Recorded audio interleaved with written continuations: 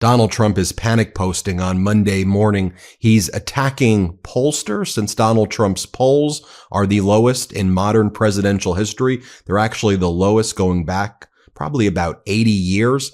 He refers to pollsters whose polls he doesn't like as, and this is a direct quote, negative criminals. He then calls them frauds. He says they are sick and that they are truly the enemy of the people, and implies that they need to be imprisoned. This was Donald Trump's first post this morning. He then interferes with Canada's election today and asserts that Canada should be the 51st state. Again, he talks about annexing and conquering Canada, and he says that he should be Canada's leader, implying that they should vote for him. I mean, this is the most despicable election interference imaginable, and it's just embarrassing and humiliating. Donald Trump trying to make Canada's election all about himself today. Donald Trump posts the following: "Good luck to the great people of Canada. Elect the man who has the strength and wisdom to cut your taxes in half, increase your military power for free to the highest level in the world, have your car, steel, aluminum, lumber, energy, and all other businesses quadruple in size with zero tariffs or taxes if Canada becomes the cherished 51st state of the United States of America. No more artificially drawn line from many years ago. Look how beautiful this landmass would be. Free access with no border, all positives with no negatives. It was meant to be, exclamation point. America can no longer subsidize Canada with the hundreds of billions of dollars a year that we have been spending in the past. It makes no sense unless Canada is a state." I'm sorry, Canada. I mean, this is some of the most despicable behavior imaginable right here.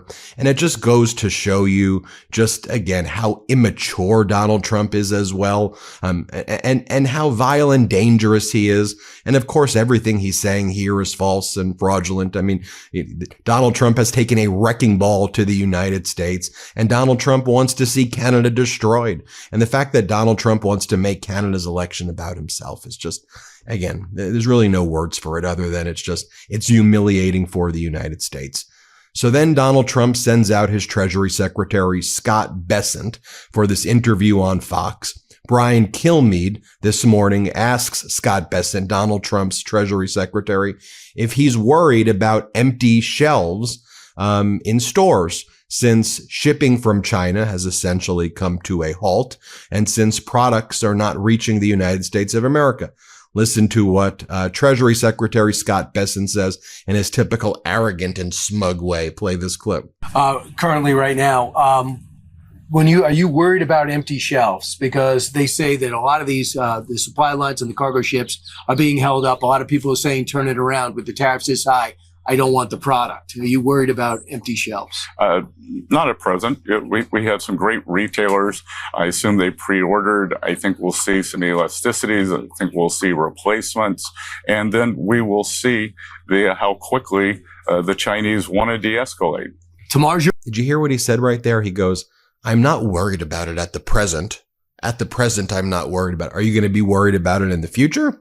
Are you going to be worried about it in the next few weeks when products are not on our shelves, when there's a summer of scarcity, when someone's air conditioning breaks down and they can't fix it, when kids can't get school supplies, when people can't buy gifts for people for Christmas? At what point, Scott Bessent, are you going to be a little bit worried about it? Because it seems that your job as the Treasury Secretary should be not to engage in trade wars that destroy the United States of America's economy and strengthen the rest of the world, by the way. And so here, Brian Kilmeade asks Treasury Secretary Bessent some more questions about China. And you see Scott Bessent goes, maybe they'll call me someday, China. Maybe they'll give me a call. Here, play this clip. Plan on calling your counterpart?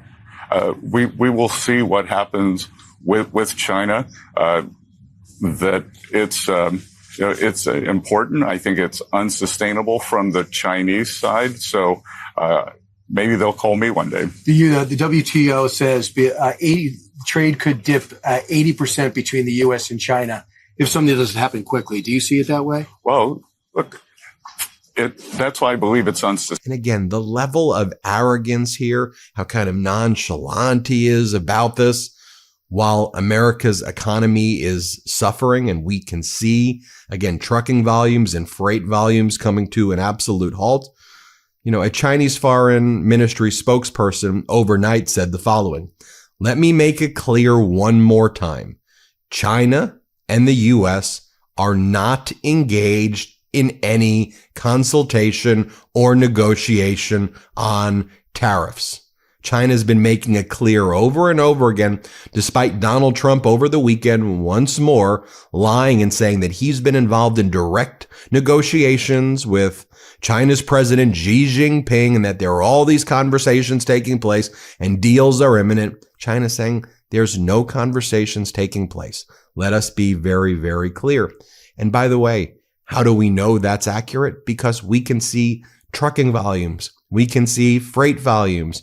We can see that there's no movement at all on any of the trade war issues. So then the White House held a press conference early in the morning. They brought in their border czar, they call him Tom Homan. In front of the White House, they had placards of mugshots of migrants set up in the area where reporters do their media hits. You can see them right there, these placards and the mugshots. So the whole White House lawn had these mugshot placards on it. So what were they talking about at the press briefing earlier this morning? Caroline Leavitt, the chief propagandist, took credit for the Colorado College quarterback Shedeur Sanders getting picked in the draft 4 rounds after Donald Trump made a post about Shedeur Sanders saying he needs to be drafted now. 4 rounds after. Tell me you know nothing about sports without telling me you know nothing about sports. And why are you talking about this? Here, play this clip. One more. After the President's Truth Social post, the Browns finally took Shedeur Sanders. Does the President think he deserves credit for Sanders getting picked? And does he think going to the Browns is better than being undrafted? Hey, all I will say is the President put out a statement, and a few rounds later he was drafted. So I think the facts speak for themselves on that one, Peter. We'll go to the back row in the middle, to the blonde. Yeah. This show is sponsored by BetterHelp.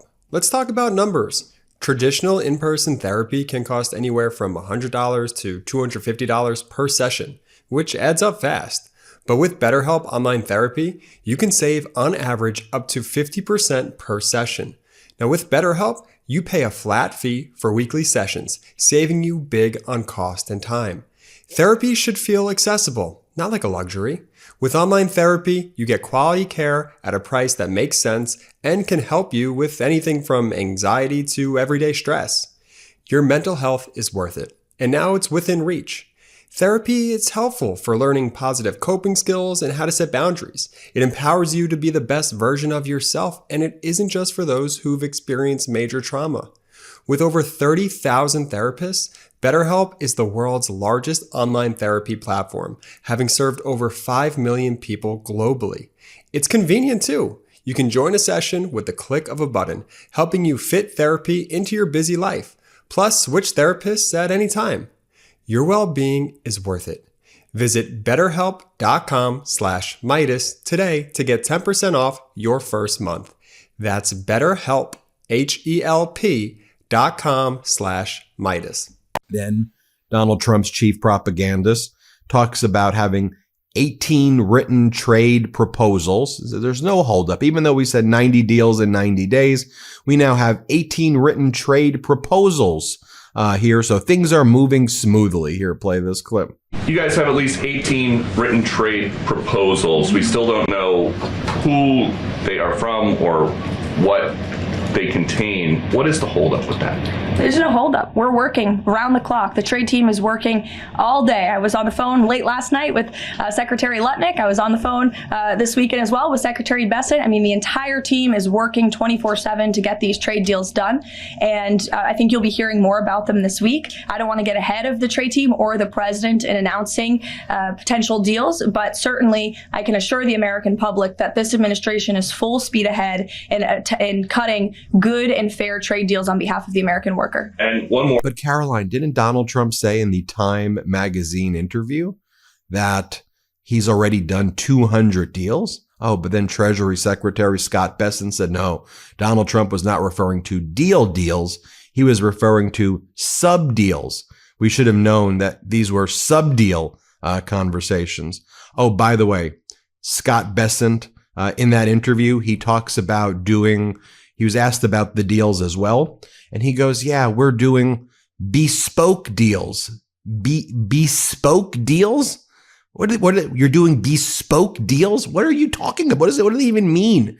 Here, play this clip. Right? Probably you get the best reviews of anyone in the administration outside the president. Your thoughts about the U.S.-China standoff right now? Well, Brian, first of all, it's all the president, especially on the 18 important trading partners.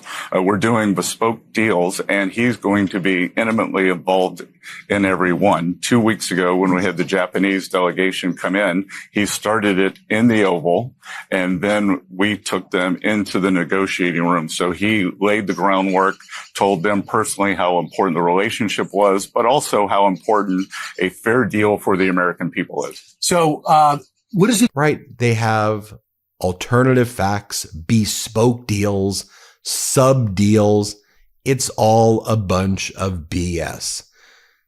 Caroline Leavitt, speaking to the press this morning, also says, we love Pete Hegseth. Secretary of Defense Hegseth, we see no issues with Signalgate, no issue with sending classified information over text messages.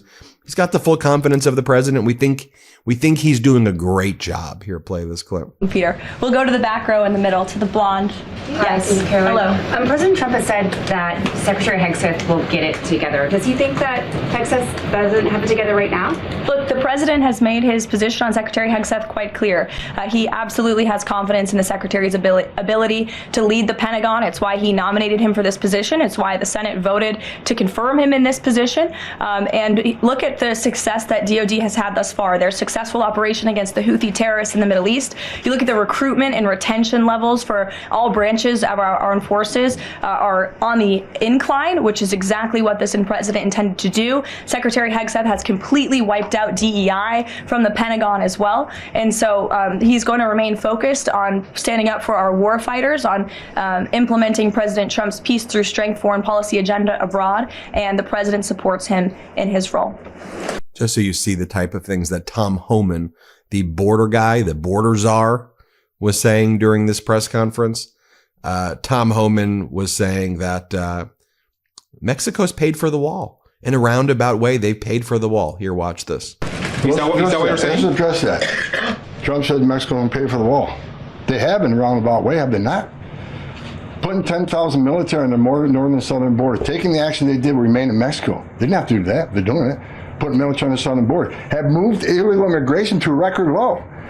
We're saving millions of dollars every day. Go back and look. I think there were 20,000 troops at the border when former President Biden was in office. I think there's actually less troops at the border. By the way, while you're at it, Tom Homan or Donald Trump or anybody in the Trump administration, do you want to acknowledge the 2 American troops who died that you sent to the border?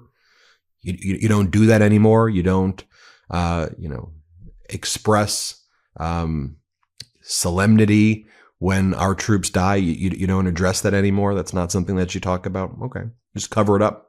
Okay, you're not going to talk about the 4 American soldiers who died in Lithuania. No, I understand. Y'all are very busy people. Like over the weekend, you all were holding an event during the White House Correspondent Dinner, which Trump didn't show up to. The big event was at the Willard Hotel. Donald Trump Jr. and White House crypto czar David Sachs held an after party and launched a club for the ultra wealthy called the Executive Branch. That's what they're calling their club. That costs more than $500,000 to join. Normal stuff. Oh, and by the way, just as an aside on like the horrific things this Trump regime does every day, the Smithsonian is now removing exhibits and artifacts from the African American History Museum a month after President Trump's executive order to remove what he calls improper ideology from Smithsonian museums. So they are erasing African American history.